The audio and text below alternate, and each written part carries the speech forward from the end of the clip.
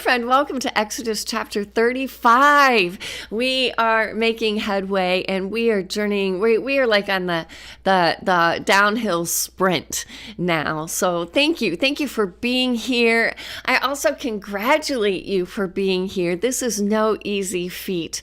I hope you, like me, though, are just experiencing the Lord and an understanding of Him, connecting with Him in a whole new level because of this study. I know He is transforming the way I think about Him and hopefully the way I speak and live along with that. All right, friends, let's just dig right in. I did begin today's lesson with those detective questions and the who. The who today, verse 1 says, Moses assembled all the congregation of the people of Israel and said to them. So we have Moses and we have all the people of Israel. Where are they? They are still encamped at the foot of Mount Sinai, right? They're in the proximity of Mount Sinai. When does this take place? This takes place. Well, if we think back to where we started last week, we will remember that the Lord had told Moses, look, depart, go, take these people, go to the promised land. I'll send my angel before you, but I will not be among you. Which just when the people realized they were not going to have the presence of the Lord, they took off all of their ornaments. They mourned. I think in a sense, Moses mourned as well. Definitely Moses was alarmed, and he has just an open, beautiful, and we had this beautiful window into Moses's open heart in his conversation with the Lord. Some beautiful prayers that I know I'm still pondering. These are prayers I want to pray for myself and for my dear ones, and I'm sure that you felt similarly. Moses cried out to the Lord, "Oh Lord, show me your ways that I might know you." Here was Moses's cry to know the Lord. I mean, and the Lord's heart just melted. They are friends. They experience true friendship. Remember, we talked about what a friend is. Somebody you know well, somebody that you really adore, and someone that you trust. So we see that we saw last week, Moses and the Lord have this kind of a friendship. And within that openness, Moses also asks for the Lord's for the Lord's presence and for His forgiveness on behalf of the people. It was beautiful. So Moses spent 40 days and 40 nights up on the mountain. He took up 2 tablets. He had to supply those stone tablets this time, but the Lord rewrote those commands. The Lord reestablished the covenant. He was so quick to forgive the people. So that's the win. That is the win. Moses has come back down the mountain after the Lord has forgiven, after the Lord has renewed His covenant with the people and reestablished by giving these stone tablets with the commands on it. And we ended by seeing that Moses is glowing. Literally, the skin on his face is radiating from the presence of the Lord. And here was grace, friends. That was such grace. I think I made a comment about that in today's lesson. Like, this is why it's important to put this passage in context. What do we picture as Moses assembles all the congregation of the people of Israel? They have assurance of God's presence. They can see it radiating from Moses's face. Oh, friends, here is grace. Here is God's grace. We see it in so many ways. His quickness to forgive, His reestablishing His covenant promise. Here are the stone tablets, as good as new, really. They've been redone. Just such quick forgiveness. So we see God's grace upon grace upon grace. And then to the people of Israel, as Moses gives these commands, they have kind of evidence, really, of God's presence with them by the way Moses radiates the Lord's very own presence. Can we just glory in that for a moment? Seriously, that is beautiful. Let's just glory in God's goodness to his people. Friends, that goodness that he bestowed upon the people of Israel, he bestows to you and to myself this very day, and to our dear ones. He is the same God. Remember how he proclaimed his name last week to Moses? He showed him his glory. He proclaimed his name, which he said, look, the Lord, a God gracious and merciful and slow to anger and abounding in steadfast love and faithfulness. That is his name. Sums up all of those things. Oh, I just kind of want to sit there. I just want to ponder that truth in the pocket of my heart. But really, we need to talk about what takes place in today's passage. We've answered the who, when, and where. Took me a little while to answer that, but the what?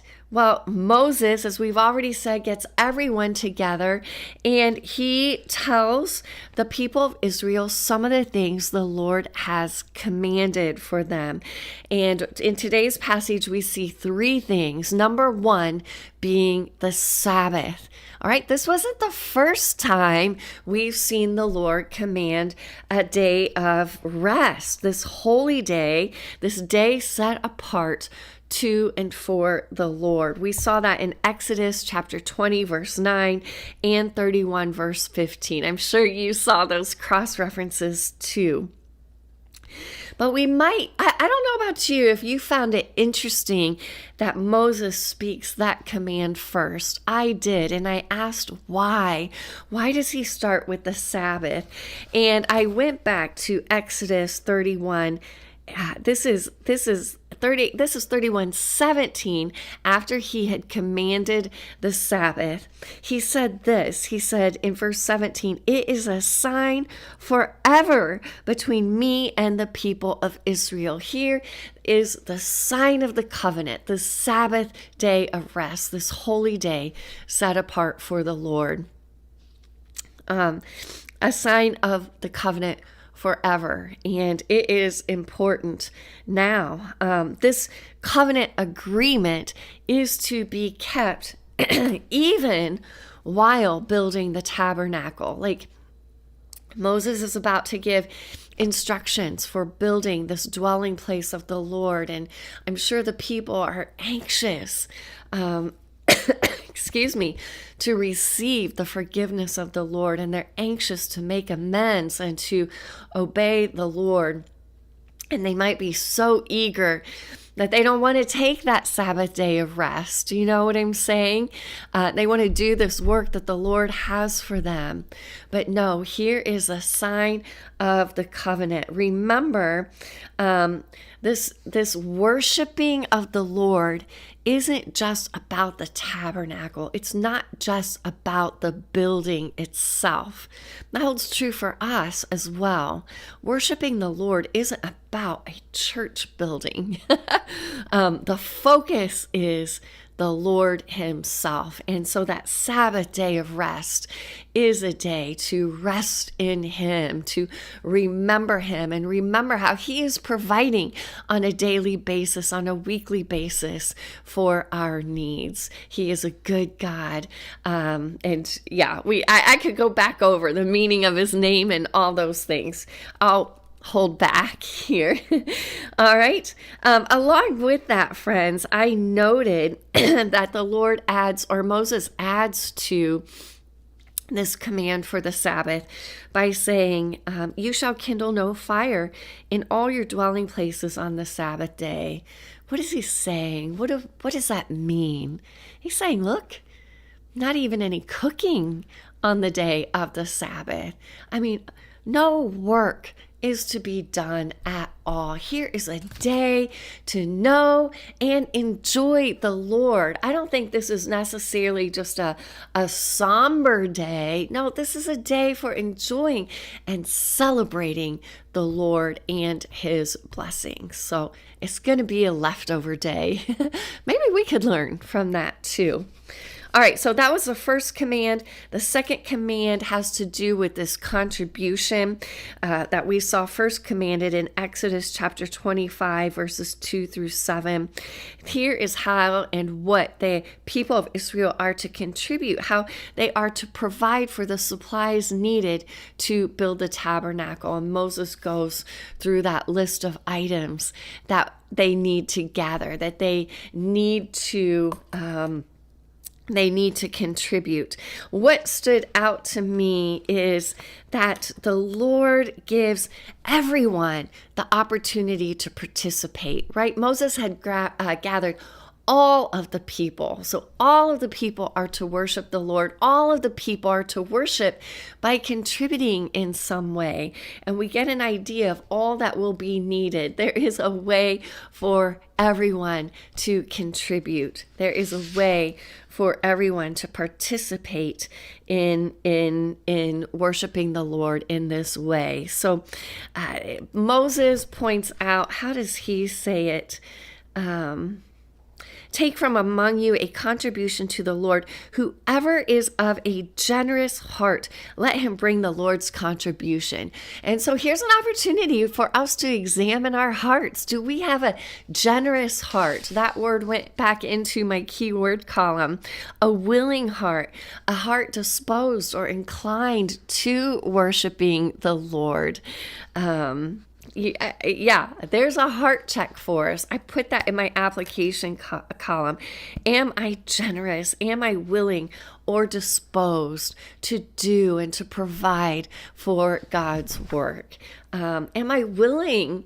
Am I disposed? Do I have a generous heart towards worshiping the Lord? This is all about worship. All right, those were commands. Command 1 was a Sabbath. Command 2 had to do with a contribution. Command 3 has to deal with the skillful craftsman. Verse 10, let every skillful craftsman among you come and make all that the Lord has commanded. And then there is a review. There's a list of everything that is to be made for this tabernacle. And I was just like, wow, reviewing this. Like, if I take a moment to read this out loud, I can hardly take a breath. This is a big project. Think building a church from the ground up, creating the church building, laying the foundation, building the church itself, and then all the supplies needed. This is a huge undertaking in the midst of the wilderness, right? So that's what I noted here. This is a big project with a lot of parts, a lot of needs. It is like building the church, but there is something for everyone to do. There is a way for everyone to contribute. So friends, I went ahead and asked that question. What is it I learn about the Lord from this? Well, I love that, number one, he provides an opportunity for everyone to contribute, for everyone to worship him. He wants everyone in on this. It's an opportunity for all to take part in his covenant agreement. And then two, I thought, wow, he really is a God of unity, right? He provides a project that will help unite the people's hearts with his heart and with one another as they all work together to build the Lord's portable sanctuary. I love that. The Lord is for unity. So there's a couple things I learned about the Lord and his heart. I also asked the question, what is it I learn about Moses? Just more and more. We've journeyed so far with Moses, and I think we can come to the conclusion that we want hearts like his heart. Friends, he does just what the Lord commands. He does just what the Lord commanded. I don't know how many times we read that in our book 1 of the Exodus series, but over and over and over and over again in our journey, this has been the heart of Moses. Oh Lord, give us hearts to do all that you would command. Give us hearts that are unified in this friendship with you. All right, friends, I'll look forward to wrapping up chapter Exodus 35 with you tomorrow.